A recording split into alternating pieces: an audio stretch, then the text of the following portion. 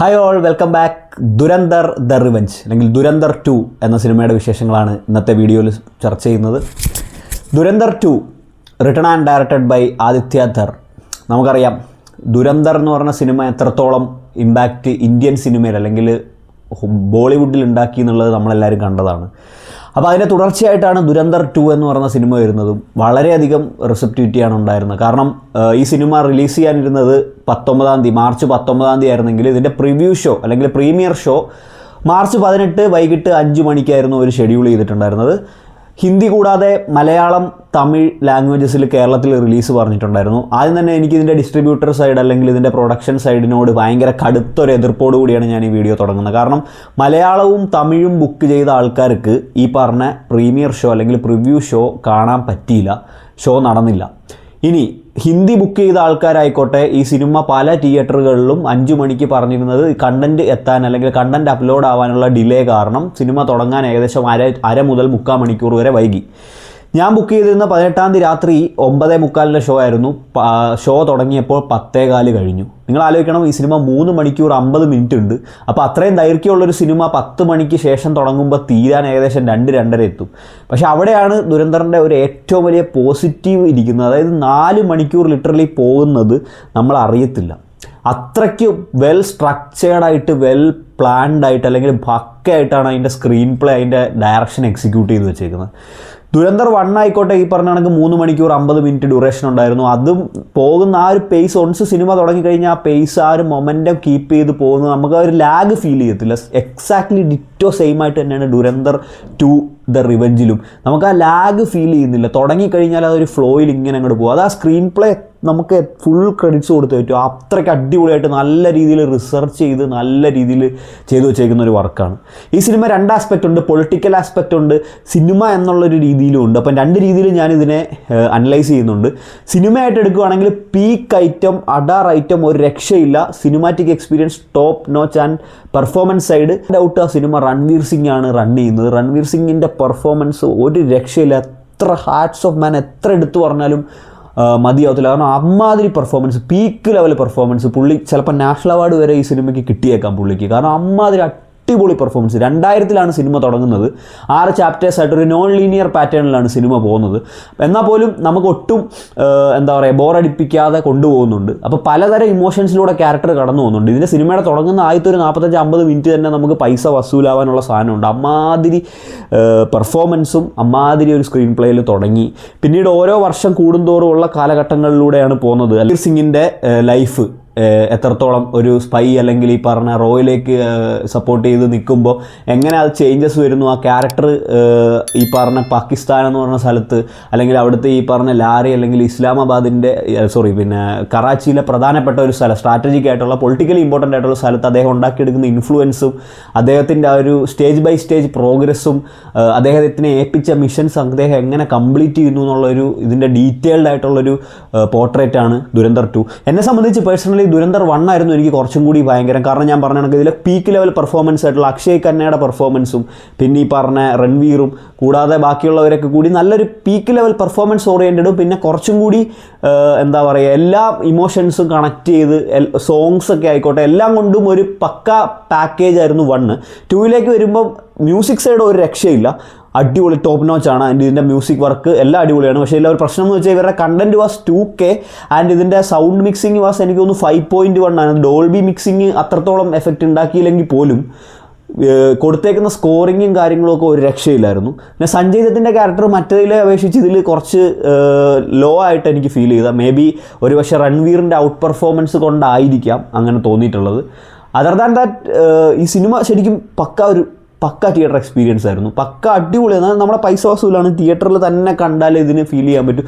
And 4 മണിക്കൂർ literally പോകുന്നത് നമ്മളാരും അറിയത്തില്ല, നമ്മളത് ഫീൽ ചെയ്യിപ്പിക്കത്തില്ല എന്നുള്ളതാണ്. ഈ സിനിമയിലേക്ക് വരുമ്പോൾ നമുക്കറിയാം ഫസ്റ്റ് ദുരന്തർ 1 വരുമ്പോൾ പ്രൊപ്പഗണ്ട ഉണ്ടെങ്കിൽ പോലും ദുരന്തർ 2ലേക്ക് വരുമ്പോൾ പ്രൊപ്പഗണ്ടയുടെ ഒരു വാരി വിതറലാണ് എനിക്ക് ഫീൽ ചെയ്തത്. അതായത് ഒരുപാട് പ്രൊപ്പഗണ്ട കൊണ്ടുവരാൻ ശ്രമിക്കുന്നുണ്ട് ഇതിൻ്റെ അകത്ത്.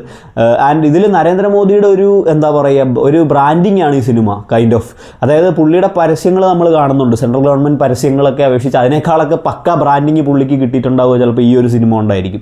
ഇതിൻ്റെ പൊളിറ്റിക്കൽ സൈഡിലേക്ക് വരുമ്പം യോജിക്കാൻ പറ്റാത്ത ഒരുപാട് കാര്യമുണ്ട്. കാരണം ഇതിൽ പറയുന്നുണ്ട് ഒരു ചായ്വാല അല്ലെങ്കിൽ ഈ പറഞ്ഞ പ്രധാനമന്ത്രി നരേന്ദ്രമോദി വന്നതിന് ശേഷം തീവ്രവാദികൾ പേടിക്കുകയാണ് ഇന്ത്യ അറ്റാക്ക് ചെയ്യാൻ അല്ലെങ്കിൽ ഇന്ത്യയെ ഇത് ചെയ്യാൻ. അതിന് മുമ്പ് വരെ ഇവിടുത്തെ ഗവൺമെൻറ് അടക്കം കൺട്രോൾ ചെയ്തുകൊണ്ടിരുന്നത് പാകിസ്ഥാനിലുള്ള തീവ്രവാദികളാണെന്നുള്ളൊരു ഇമേജാണ് ഈ സിനിമയിലൂടെ പറയുന്നത്. അത് ഒരിക്കലും യോജിക്കാൻ പറ്റത്തില്ല.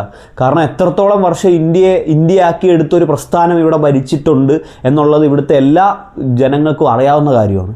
അതിനപ്പുറത്തേക്ക് ആൾക്കാരെ പറ്റിക്കുന്ന രീതിയിൽ അല്ലെങ്കിൽ രീതിയിൽ പൊളിറ്റിക്കലി പ്രൊപ്പഗണ്ട കൊണ്ടുവരുമ്പോൾ അത് അതേപടി വിഴുങ്ങാൻ നമുക്ക് പറ്റത്തില്ല. കാരണം ചരിത്രം അറിയാവുന്ന ആൾക്കാരാണ് നമ്മളെന്നുള്ളത് ഇതിൻ്റെ മേക്കേഴ്സ് അല്ലെങ്കിൽ ഇതിൻ്റെ ക്രിയേറ്റേഴ്സ് ഓർക്കുന്നത് നന്നായിരിക്കും. ആൾക്കാരുടെ കണ്ണി പൊടിയിടാൻ ശ്രമിക്കുമ്പോൾ നിങ്ങൾ ആലോചിക്കേണ്ടത് ചരിത്രം എത്ര തിരുത്തിയാലും മായ്ക്കാൻ പറ്റാത്ത ഒന്ന് തന്നെയാണ്. പിന്നെ അങ്ങോട്ട് പോകുമ്പോൾ തോറും ഇതിലെ ഡിമോണിറ്റൈസേഷൻ അല്ലെങ്കിൽ നോട്ട് നിരോധനം എന്ന് പറയുന്ന വിഷയത്തിൽ പോലും ഇതിൽ കാണിച്ചേക്കുന്നത് ഈ സിനിമയിൽ ഒരു പർട്ടിക്കുലർ വിഭാഗത്തെ ഗ്ലോറിഫൈ ചെയ്യുക അല്ലെങ്കിൽ അവരുടെ ഡിസിഷൻ കൊണ്ട് പാകിസ്ഥാനിൽ നിന്നുമുള്ള കള്ളപ്പണം മൊത്തത്തിൽ നിർത്താൻ വേണ്ടി മാത്രം കൊണ്ടുവന്ന അല്ലെങ്കിൽ ആ ഒരു ഇൻഫർമേഷൻ്റെ പുറത്ത് അത് കൗണ്ടർ ചെയ്യാൻ വേണ്ടി കൊണ്ടുവന്നൊരു സാധനമാണ് ഡിമോണിറ്റൈസേഷൻ എന്നൊക്കെ പറയുമ്പോൾ അത് അതേപടി വിഴുങ്ങാൻ കുറച്ച് ബുദ്ധിമുട്ടുണ്ട്. കാരണം ചരിത്രം അറിയാവുന്ന അല്ലെങ്കിൽ ഈ പറഞ്ഞ ജിയോ പൊളിറ്റിക്സ് കാര്യങ്ങളിൽ അത്യാവശ്യം നോളജുള്ള ഒരാളെ പറ്റിക്കുക എന്നുള്ളത് അത്ര എളുപ്പമല്ല. നിങ്ങളുടെ പ്രൊപ്പഗണ്ട നിങ്ങൾ ആൾക്കാരിലേക്ക് ഇൻജെക്റ്റ് ചെയ്യാൻ ശ്രമിക്കുമ്പോൾ നിങ്ങൾ പല ചരിത്രത്തിൽ അല്ലെങ്കിൽ ഈ രാജ്യത്തിന് വേണ്ടി ചെയ്തിട്ടുള്ള പല മഹാരഥന്മാരുടെയും അല്ലെങ്കിൽ പ്രസ്ഥാനങ്ങളെയും കരിവാരി തേക്കാൻ ശ്രമിക്കുമ്പോൾ നിങ്ങൾ ആലോചിക്കണം അതിനെതിരെ പ്രതികരണം എന്തായാലും ഉണ്ടാവും. അങ്ങനെ കുറേ പ്രൊപ്പഗണ്ട ഇപ്പം നരേന്ദ്രമോദി എന്ന് പറയുന്ന ആ ഒരാളുടെ ഫേസ് അല്ലെങ്കിൽ ആ ഒരു പേര് കാര്യങ്ങളടക്കം ഇതിൽ നിങ്ങൾ കറക്റ്റ് അതേപോലെ കാണിക്കുമ്പോൾ നിങ്ങൾ ഈ എന്താ പറയുക വിഷ്വൽ ഇമ്പാക്റ്റ് കൊണ്ട് അല്ലെങ്കിൽ സിനിമ എന്ന മീഡിയത്തിലൂടെ പ്രൊപ്പഗണ്ട കുത്തിവെക്കാൻ ശ്രമിക്കുകയാണ്. എന്നാൽ പല സിനിമകളിലും ഈ പറഞ്ഞ BJPക്ക് അല്ലെങ്കിൽ നരേന്ദ്രമോദിക്കെതിരെ അല്ലെങ്കിൽ പിന്നെ ഹോം മിനിസ്റ്റർക്കൊക്കെ എതിരെ വരുന്ന പരാമർശങ്ങൾ സെൻസർ ചെയ്യുന്ന സെൻസർ ബോർഡ് ഭയങ്കര സെലക്റ്റീവായി ഇരിക്കുന്ന ഈ കാലത്ത് സിനിമ എന്ന് പറയുന്ന ഒരു ദൃശ്യാവിഷ്കാരം അതിൻ്റേതായ സ്വാതന്ത്ര്യം അല്ലെങ്കിൽ അത് നിങ്ങൾ കൊടുക്കുന്നുണ്ടെങ്കിൽ ക്രിറ്റിസിസംസും നിങ്ങൾ കാണിക്കാനുള്ള നട്ടെല്ല് സെൻസർ ബോർഡിനും ഈ പറഞ്ഞ സെൻട്രൽ ഗവൺമെൻറ്റിനും ഉണ്ടാവണം. അല്ലാതെ ഈ സിനിമയ്ക്കകത്ത് അവരെ ഗ്ലോറിഫൈ ചെയ്യുന്നത് കാണിക്കാം അല്ലെങ്കിൽ അവരെ ഡീഫെയിം ചെയ്യുന്നത് കാണിക്കണ്ട എന്നുള്ളൊരു സെപ്പറേഷൻ വരാൻ പാടില്ല. അങ്ങനെ നോക്കുകയാണെങ്കിൽ ഇന്ത്യൻ നാഷണൽ കോൺഗ്രസിനെയും അതിൻ്റെ തലപ്പത്തിരിക്കുന്ന ആൾക്കാരെയും കളിയാക്കുന്നത് പ്രൊമോട്ട് ചെയ്യുന്ന ഒരു സെൻസർ ബോർഡ് നേരെ മറിച്ച് ഹിസ്റ്റോറിയൻസിനെ അല്ലെങ്കിൽ മുന്നേ ഉണ്ടായിരുന്ന അല്ലെങ്കിൽ ഇന്ത്യ ഭരിച്ചുകൊണ്ടിരുന്നവരൊക്കെ തീവ്രവാദികൾക്ക് ചുക്കാൻ പിടിക്കുന്നവരാണ് അല്ലെങ്കിൽ UP തെരഞ്ഞെടുപ്പുമായി ബന്ധപ്പെട്ട് UP തെരഞ്ഞെടുപ്പിൽ പിന്നെ ഫണ്ട് ചെയ്തത് മൊത്തം പാകിസ്ഥാനാണെന്നൊക്കെ ബ്ലൈൻഡായിട്ട് പറയാൻ ശ്രമിക്കുന്നത് തികച്ചും തെറ്റാണ്. അത് ചെയ്തിട്ടില്ല എന്നോ അല്ലെങ്കിൽ ചെയ്തിട്ടുണ്ടോ അങ്ങനെയല്ല. പക്ഷേ അത് നിങ്ങളൊരു മീഡിയത്തിലൂടെ കാണിക്കുമ്പോൾ ആൾക്കാരിലേക്ക് അത് ഇഞ്ചക്റ്റ് ആവുകയാണ്. അതിനോട് യോജിക്കാൻ കുറച്ച് ബുദ്ധിമുട്ട്. അങ്ങനത്തെ പൊളിറ്റിക്കലി അല്ലെങ്കിൽ പ്രൊപ്പഗണ്ട ഒരുപാട് വാരി വിതറിയതിനപ്പുറം ഒരു സിനിമ എന്ന രീതിയിൽ കിഡിലൻ എക്സ്പീരിയൻസ് ആയിരുന്നു ഈ പറഞ്ഞ ദുരന്തർ എനിക്ക് സമ്മാനിച്ചത്. പക്ഷേ ഒരു പൊളിറ്റിക്കലി ചിന്തിക്കുമ്പോൾ അല്ലെങ്കിൽ ഒരു സിറ്റിസൺ ഓഫ് ഇന്ത്യ എന്നുള്ള രീതിയിൽ ഒരുപാട് നിരാശകൾ പല സ്ഥലത്തും ഈ പറഞ്ഞ പ്രൊപ്പഗണ്ടയിൽ എനിക്ക് വന്നിട്ടുണ്ട്. അതിനെപ്പറ്റി ഒരു ഡീറ്റെയിൽഡ് അനാലിസിസ് വേറൊരു വീഡിയോ ചെയ്യാം. പക്ഷേ it's A good watch, decent watch, അടിപൊളിയായിരുന്നു, നല്ല വാല്യൂ ഫോർ മണി ആയിരുന്നു, നല്ല തിയേറ്റർ എക്സ്പീരിയൻസ് ആയിരുന്നു. ആൻഡ് 1 കണ്ട ആൾക്കാർ definitely you should go and watch it in theatres. എനിക്ക് തോന്നുന്നു ഈ സിനിമ എത്രയും പെട്ടെന്ന് തന്നെ 1000 കോടിക്ക് മേളിൽ പോകും എന്നുള്ളതാണ്. കാരണം അത്രത്തോളം ഇത് മറ്റ് സംസ്ഥാനങ്ങളിലായാലും നല്ലത് വരും. പിന്നെ നിങ്ങൾ ആ ഡബ്ഡ് വെർഷൻ ഈ പറഞ്ഞ തമിഴ് ഈ മലയാളം എത്രയും പെട്ടെന്ന് തന്നെ തിയേറ്ററുകളിൽ അപ്പാക്കാൻ ശ്രമിക്കുക.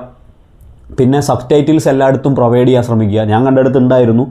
കാരണം കുറച്ച് ഉറുദുവും കാര്യങ്ങളും എല്ലാം കൂടി വരുന്നത് കൊണ്ട് തന്നെ സബ് ടൈറ്റിൽസ് ഇല്ലെങ്കിൽ ഭയങ്കര ബുദ്ധിമുട്ടായിരിക്കും ഹിന്ദി തീരെ അറിയാത്ത ആൾക്കാർക്ക്.